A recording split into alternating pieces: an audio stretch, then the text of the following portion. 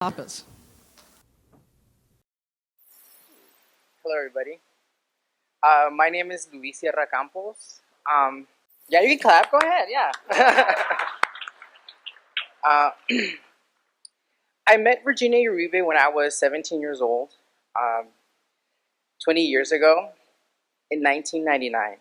I was a junior at Roosevelt High School in Boyle Heights. At the conference, I was. Did I tell you? Wait, hold on. Sorry. I told you I met her at the Models of Pride conference, right? No? Okay. Uh, I met Virginia Uribe at the Models of Pride conference. At the conference, I was presented with the future of what I could be, a new version of who I could be, proud. I was presented with a roster of workshops and topics that helped me learn and understand that nothing was wrong with me, that I was perfect and reflection of anything good, that I mattered, and that the isolation I felt of growing up gay would pass. I got to meet amazing gay and lesbian adults that made me feel like I was special. That I and also gave me an opportunity to see of who I could be. I met for the first time a queer lawyer, a professor, activist, and even a gay rabbi. I remember that the workshop that I attended was about LGBTQ youth activism and how we as young people could mobilize our own community and how we can make a difference for the future and for ourselves. Um, it was, in a way, they gave us a sense of that responsibility that they had created for us, and they were arming us with a little bit of courage. I remember that thinking to myself, boy, that's a lot of work. And I also remember raising my hand and asking for a little bit of clarification. Not necessarily the why we should be active, but the how we should be active. Because I had questions. I remember that they kind of were really thinking about it, and time passed, and they had to do their closing statement. So they decided that at that time they were going to give their how in their closing statement. So one by one, all of them gave us how we could be active. When it came down to the gay rabbi, I could see him really perplexed and really thinking about it. Um, and he looked me straight in the eyes and he said, as gay people, we have the capacity to work harder. With us, we have a masculine and female energy. This energy makes us special. And that special makes you do everything beyond.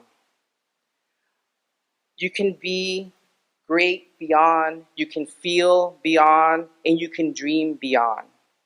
You can make anything happen because it's already in you.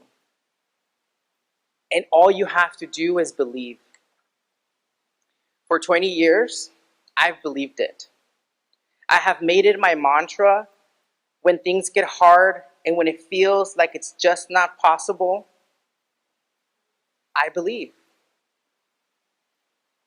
That year, the conference closed with a dance party in the dining room courtyard of Occidental College. It was magical. A courtyard full of young bodies, laughing, celebrating our sexuality, our queerness, and for a brief time in our adolescence, we felt like we fully mattered. Like it was okay. Like it was okay to be a little femme. Like it was okay to be a little butch. Like if it was okay to be a little gay. Today, we are gathered to celebrate the amazing life of Dr. Virginia Uribe, the woman, the pioneer, the LGBTQ activist, and the grandmother to all of us young queer babies. I want to say thank you. I want to say thank you for trusting your heart in doing the right thing. I want to say thank you for working tirelessly, for championing education, inclusion, tolerance, equality, and above all, love. I want to say thank you for being the only adult in the room who did the right thing. I want to say thank you for fighting strong until the end and for never forgetting that in order to secure a better tomorrow, a better future for everyone, that we need to start with society's most vulnerable, our young people. I also want to say thank you to Gail, because without her fearlessness, her ability to continue in Dr. Virginia's work, I would not be here. Thank you.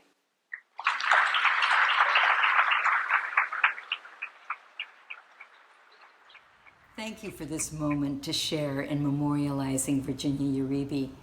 I feel the loss of Gina Uribe very keenly. For me, as for so many in the wide network of people whom she inspired, she was a friend, a mentor, a fiercely determined, wise, and courageous leader. I was first aware of Virginia Uribe at the start of the NEA Gay and Lesbian Caucus.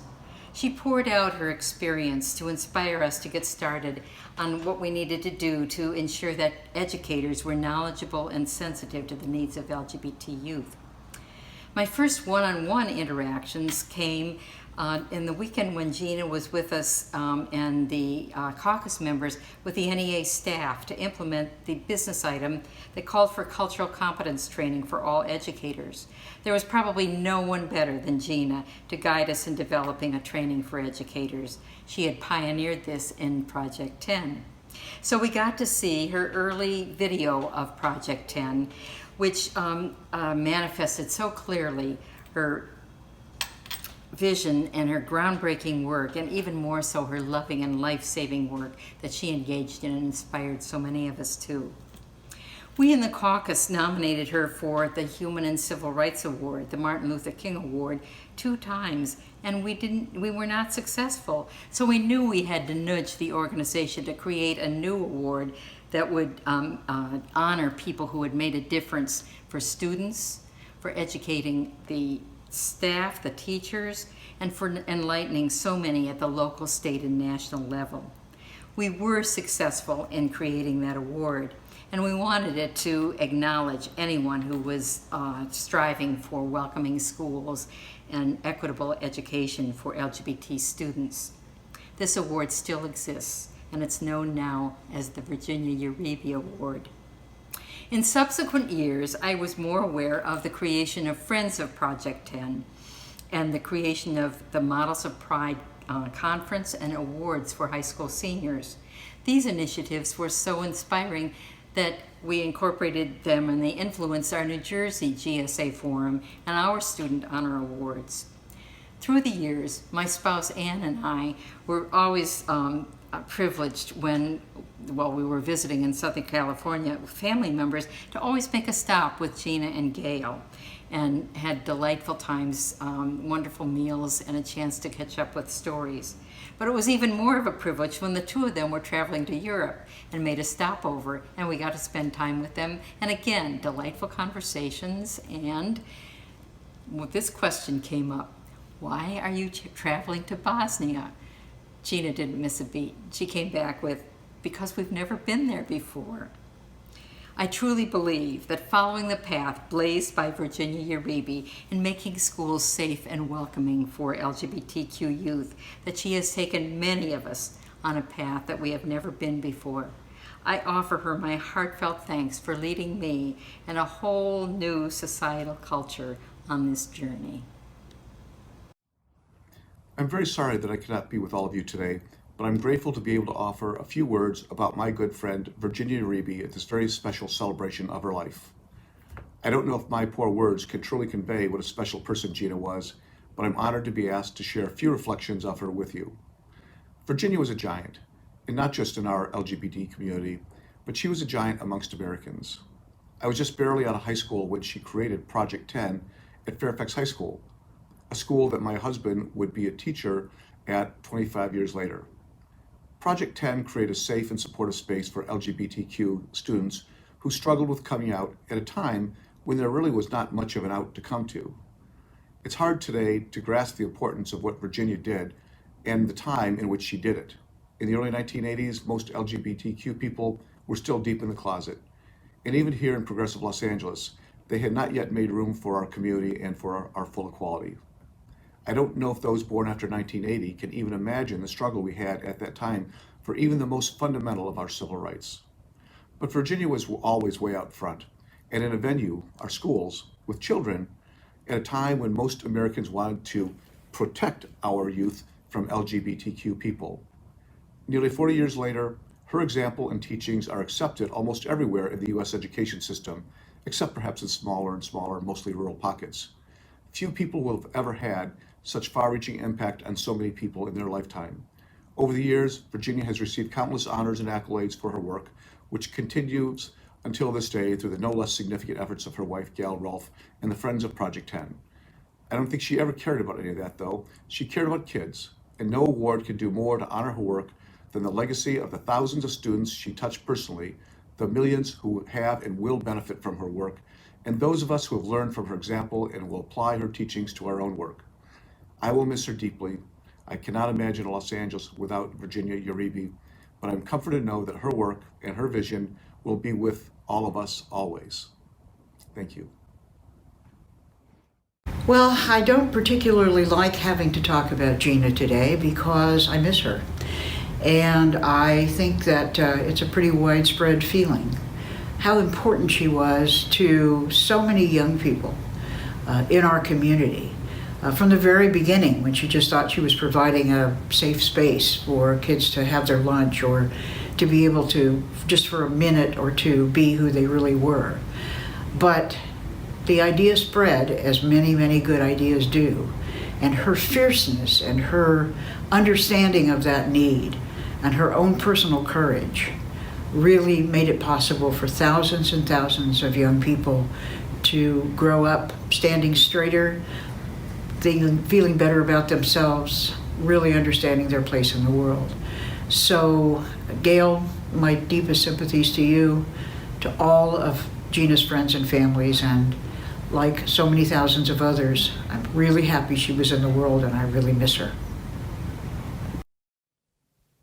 Hello, I'm Congresswoman Judy Chu, and while I am sorry I cannot be with you in person today, I could not miss an opportunity to celebrate the life and accomplishments of my constituent and friend, Dr. Virginia Uribe. Somebody like Virginia doesn't come along every day, and the entire LA area is better off because of her. Like me, Virginia was an educator. She helped our students onto a better path, but Virginia didn't limit herself to the classroom. She believed we had to elevate our students personally as well as academically. That meant giving them the support and opportunity that she, at that time a closeted lesbian woman, would have been denied for much of her life. Virginia's belief in the special qualities of each and every student was obvious to anyone who knew her. That is why, when a group of Black students needed a club advisor, they came to Virginia. That was just the beginning for this tireless advocate. Moved by stories of LGBT youth who had been kicked out of their homes, dropped out of school, or otherwise had their futures dimmed by somebody else's prejudice, Virginia founded Project 10. This amazing program, which paved the way for LGBT student groups in schools across the country, provided education and support, information about STDs, pregnancy, and substance abuse, and, crucially, a safe space to discuss coming out, harassment, family, and more. She even modeled bravery for her students, becoming one of the first teachers in the LA Unified School District to come out.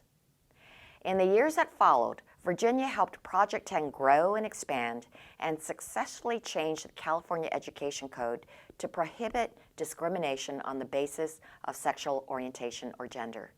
That kind of work to roll back the roadblocks of prejudice would have been enough for anybody, but not Virginia.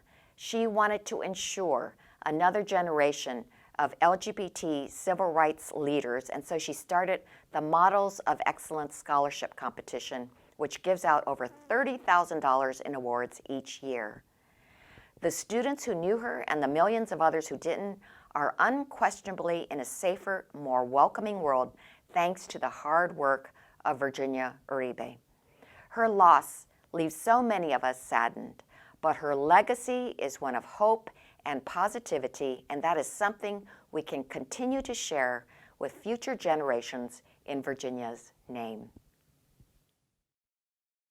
What can one say about Virginia Uribe that all of you haven't talked about? How wonderful she is, the work she's done to help LGBT youth for decades, all of the students and people she's positively touched. She's done it all. But let me tell you a little bit else about Virginia Uribe. So I got roped in as the expert witness on a certain controversy in her house about changing bedroom sheets. Somehow she thought I would be on her side in not changing sheets according to how much Gail wants to change the sheets. So there they are arguing about their bedroom sheets. And who do they cite? Well, you know, our Senator Portantino, he's on my side on this issue. So let me tell you, you want to talk about pressure on a politician having to wade in between a married couple on how often to change bedroom sheets? Gail and Gina brought me into that conversation, which brings me to my second issue about Gina and Gail. They got married and I was honored to perform their wedding. But let me tell you, it was the single worst wedding proposal I have ever seen. And Gail, I know you're out there smirking to yourself, but I got to tell you, if Gina didn't have a heart attack that day from how horrible your proposal was, certainly she lived to tell and do many, many more wonderful things. So here's what happened. We're at a wedding, a triple gay wedding, and Gail looks over to Virginia and says, Gina, we should get married, and Anthony should do the wedding. Anthony, get your phone out. Let's arrange this wedding right now. And I pulled Gail aside. I said, Gail, before you schedule a wedding, you actually have to propose. And I said, that was the crappiest proposal I ever heard. And of course, Gail's not listening to anything I'm saying, and Gina's like shaking in her boots.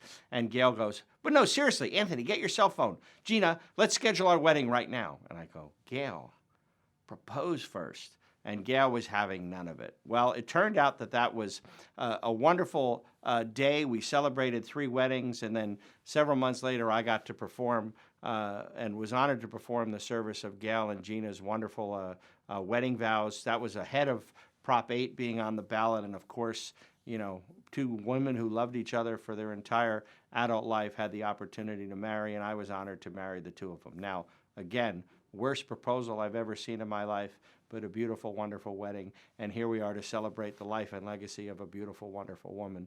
Gail, I love you. And Gina, rest in peace. You've touched so many people, and I'm honored to know that you touched my life just by bringing me into your lives. God bless, and everybody, this is a wonderful celebration of a beautiful woman's life. Congressman Adam Schiff, and I'm honored to speak with you as you gather to celebrate the life of Dr. Virginia Uribe and her many contributions to our community. Virginia was a true advocate for justice and equality. She embodied service to the underserved and dedicated herself to helping those who are disadvantaged or often ostracized in our community. Virginia lived her life with a commitment to hard work, kindness, and respect, values which we should all strive to uphold in our own lives.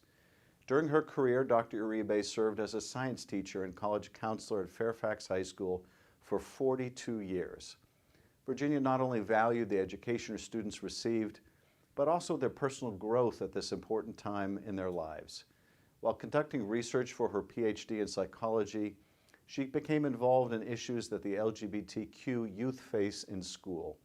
After her interaction with an openly gay student who was sexually harassed at school by his peers in 1984, Dr. Uribe spent months assembling counseling services that subsequently formed the foundation of Project 10, the first school-based dropout prevention program for LGBTQ students.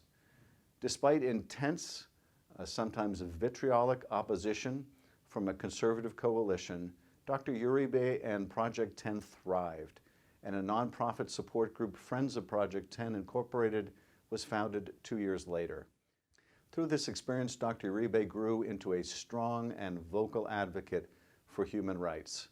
For her powerful work, Dr. Uribe has received recognition from numerous organizations, including the LA Mayor's Office, the California State Assembly and Senate, the National Education Association, and she was a finalist for the Presidential Medal of Honor.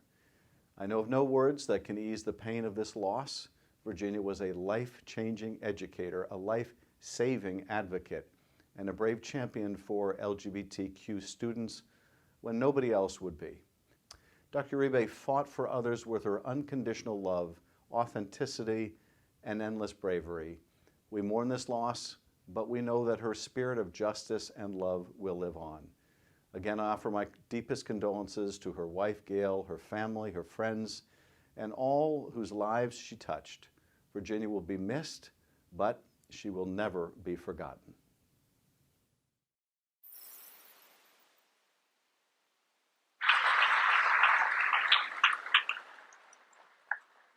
I could totally see that conversation about the non-proposal proposal. I'd also like to introduce a certificate of appreciation that was presented by State Controller Betty Yee. Thank you.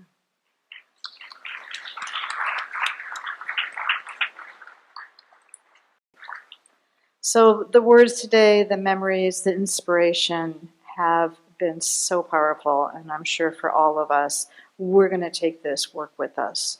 We've brought it into our hearts, and we're grateful to the way that we've been moved and continue to move our communities and our country to support our children. Thank everybody, all the volunteers, the speakers who came live and through video to share their thoughts and their reflections. Somebody asked me about donations if they wanted to continue the work. There are donation cards in the back, so that's where they are. Thank you very much.